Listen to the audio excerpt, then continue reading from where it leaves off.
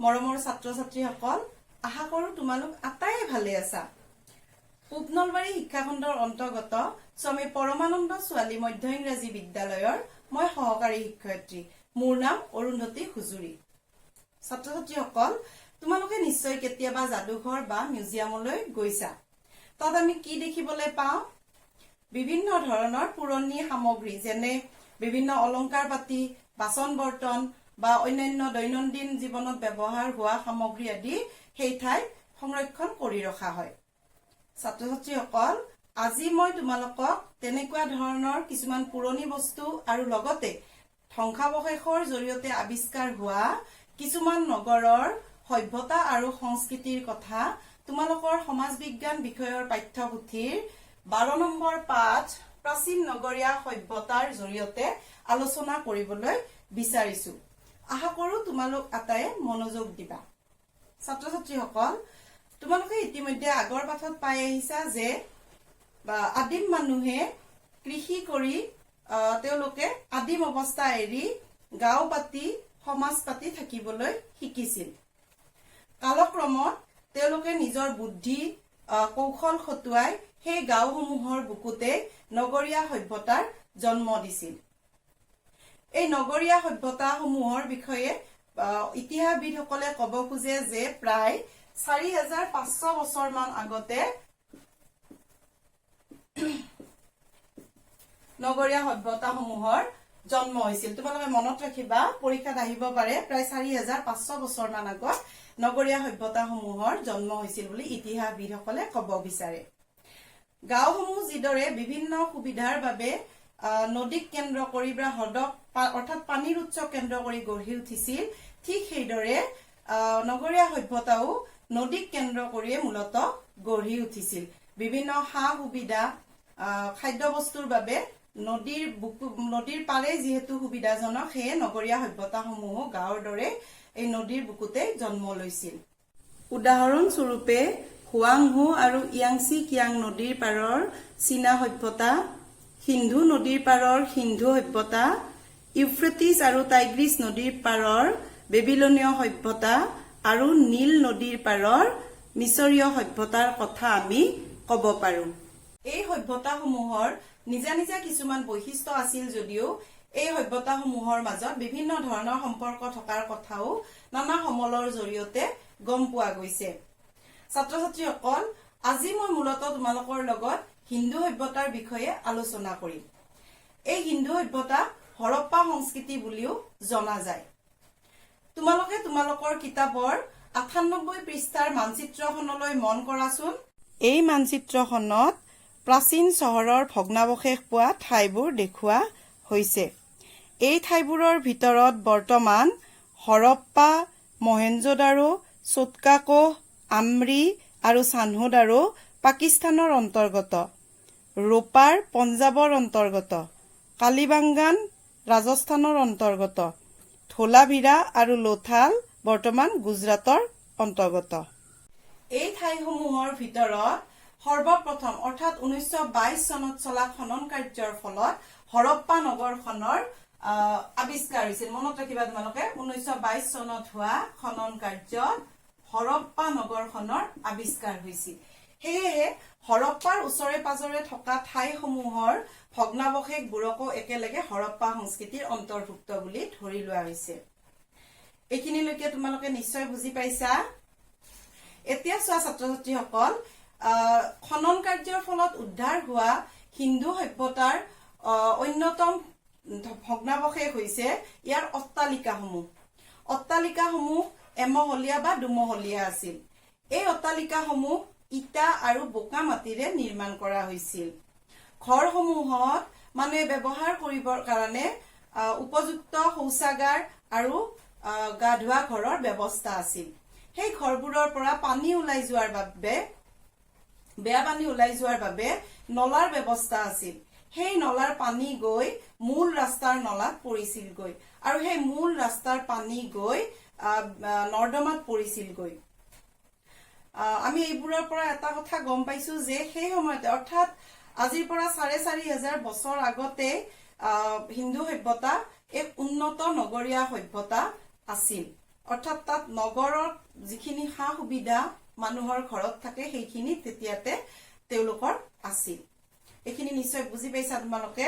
এতিয়া চোৱা, হিন্দু সভ্যতাৰ যিবোৰ ৰাস্তা আলি পদূলিৰ প্ৰমাণ পোৱা গৈছে, ধ্বংসাৱশেষ পোৱা গৈছে, সেইবোৰৰ পৰা প্ৰমাণ হয় যে সেই ৰাস্তাবোৰ আছিল খুব আহল বহল আৰু পোন, আৰু ৰাস্তাবোৰে নগৰখনৰ ইটো মূৰৰ পৰা সিটো মূৰলৈকে সংযোগ কৰা আছিল। ৰাস্তাবোৰ যেতিয়া ঘূৰিব, ৰাস্তাবোৰে যেতিয়া টাৰ্ণ লব ঘূৰিব, তেতিয়া সি ধেনুবিৰীয়া আকৃতিৰে ঘূৰিছিল ৰাস্তাবোৰ। ইয়াৰ উপৰিও সেই সময়ৰ খনন কাৰ্যৰ ফলত উদ্ধাৰ হোৱা এক উল্লেখযোগ্য আৱিষ্কাৰ হৈছে ইয়াৰ সেই মহেঞ্জোদাৰোৰ বিখ্যাত স্নানাগাৰটো। সেই স্নানাগাৰটো আছিল চতুৰ্ভুজাকৃতিৰ আৰু ইয়াৰ জলভাণ্ডাৰৰ জোখ আছিল দীঘলে 11.88 মিটাৰ, বহলে 7.01 মিটাৰ আৰু তাৰ গভীৰতা আছিল 2.43 মিটাৰ। তোমালোকে মনত ৰাখিবা, এইবোৰ প্ৰয়োজনীয় কথা। পৰীক্ষাত তোমালোকৰ এনেকুৱা ধৰণৰ প্ৰশ্ন আহিব পাৰে। ছাত্ৰ ছাত্ৰীসকল, এতিয়া তোমালোকে নিশ্চয় এইখিনিলৈকে বুজি পাইছা। এতিয়া আমি আহিছো মহেঞ্জোদাৰো, তাৰপিছত কালিবাংগান বা হৰপ্পা এই নগৰ কেইখনত আৱিষ্কাৰ হোৱা ভঁৰালসমূহলৈ। সেই ভঁৰালসমূহ আছিল সেই সময়ৰ এক উল্লেখযোগ্য উন্নত ব্যৱস্থা, উন্নত নগৰীয়া ব্যৱস্থাৰ এক অন্যতম নিদৰ্শন।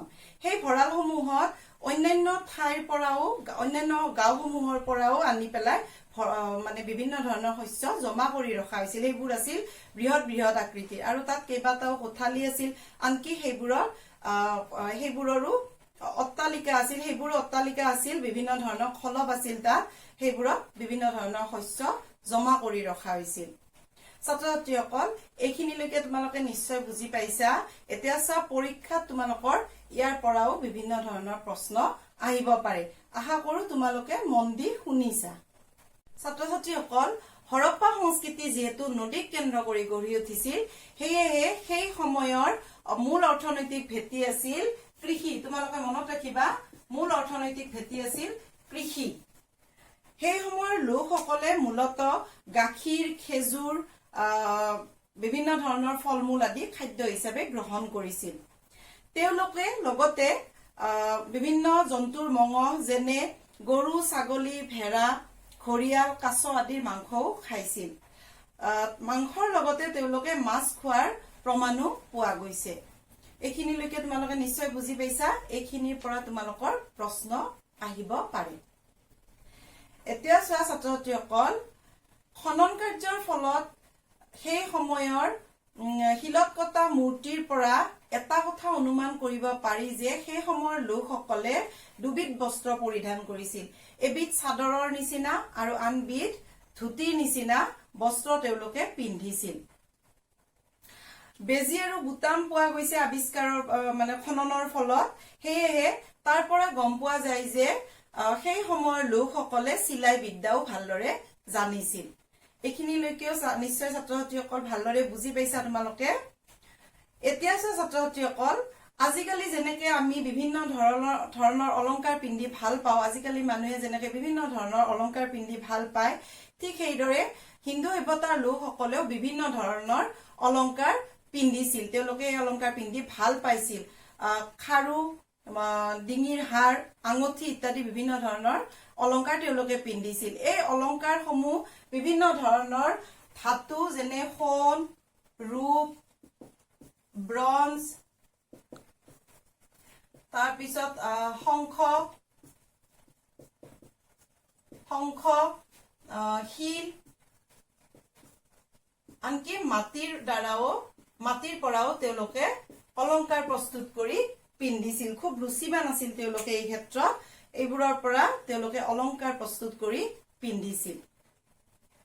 ছাত্ৰ ছাত্ৰীসকল, ধৰ্মীয় বিশ্বাসৰ ক্ষেত্ৰত হিন্দু সভ্যতাৰ লোকসকলৰ এটা কথা জানিব পাৰি যে তেওঁলোকে বিভিন্ন ধৰণৰ দেৱ দেৱতাৰ পূজা অৰ্চনা কৰিছিল তেওঁলোকে পশুপতি মহাদেৱ ধৰিত্ৰী দেৱী মাতৃ দেৱী আদিক পূজা কৰিছিল তেওঁলোকে কিন্তু তেওঁলোকে পূজা কৰিবৰ কাৰণে বা উপাসনা কৰিবৰ কাৰণে তেনেকুৱা নিৰ্দিষ্ট কোনো মন্দিৰ বা উপাসনা গৃহৰ অস্তিত্ব এতিয়ালৈকে পোৱা হোৱা নাই ছাত্ৰ ছাত্ৰীসকল তোমালোকে নিশ্চয় এইখিনিলৈকে ভালদৰে বুজি পাইছা তোমালোকে চাই সুবিধা হ'ব বুলি মই তোমালোকক সেই সময়ৰ আমি যিখিনি পালো সেইখিনি কিছুমান ছবি মই তোমালোকক দেখুৱাব বিচাৰিছো তোমালোকে ভালদৰে মন দি সেইখিনি চাই লবাচোন আশা কৰো ভাল পাবা তোমালোকে প্ৰাচীন চহৰখনৰ কিছু ভগ্নাৱশেষ এইটো হৈছে বিখ্যাত সেই ৰাজহুৱা স্নানাগাৰটো আৰু সেইফালে ওখ ঠাইখিনিত সেই সময়ত প্ৰশাসনিক কাম কাজ বা উৎসৱ পাৰ্বণ আদিত ব্যৱহাৰ কৰা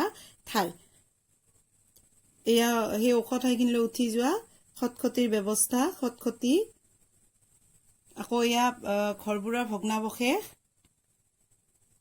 ঘৰবোৰ এনেকুৱা ধৰণৰ আছিল ঘৰবোৰ এয়া গা ধোৱা ঘৰ এয়া শৌচাগাৰ এয়া সেই মোৰ গা ধোৱা ঘৰ আৰু কুৱাৰ ছবি এয়া সেই সময়ত নলাৰ ছবি ঘৰবোৰৰ পৰা পানী ওলাই যোৱা নলা এয়া নলা আৰু কুৱাৰ ছবি এয়া সেই সময় আহল বহল আলিবাট এয়া আলিবাটৰ ছবি এয়া আছিল সেই সময়ত শস্য ৰাখিবৰ কাৰণে সজা ভঁৰাল ঘৰৰ ধ্বংসাৱশেষ এয়া সেই বিখ্যাত ৰাজহুৱা স্নানাগাৰটো এয়া বিভিন্ন ধাতুৰে সজা মাটি আদিৰ অলংকাৰ এয়া শিলত কটা মূৰ্তি অলংকাৰৰ ছবি আকৌ এয়া হৈছে মোৰ আন এটা ভঁৰাল ঘৰৰ ধ্বংসাৱশেষ এয়া হৈছে মোৰ হিন্দু সভ্যতাৰ লোকসকলে পূজা অৰ্চনা কৰা দেৱ দেৱতাৰ ছবি কিছুমান মাতৃ দেৱী এয়া দেৱ দেৱতাৰ ছবিসমূহ ছাত্ৰ ছাত্ৰীসকল মই আজি যিখিনি আলোচনা কৰিলো সেইখিনি নিশ্চয় তোমালোকে মন দি শুনিছা আৰু সেইখিনি নিশ্চয় বুজিও পাইছা এতিয়া মই তোমালোকক বুজাই থাকোতে মাজে মাজে কৈ গৈছো যে পৰীক্ষাত এই কথাখিনিৰ পৰা বিভিন্ন ধৰণৰ প্ৰশ্ন তোমালোকৰ আহিব পাৰে সেয়েহে মই তোমালোকক পৰীক্ষাত আহিব পৰা সম্ভাৱ্য প্ৰশ্ন কেইটামান বোৰ্ডত লিখি দিছো তোমালোকে সেই প্ৰশ্নসমূহ নিজৰ নিজৰ বহীত লিখি লোৱা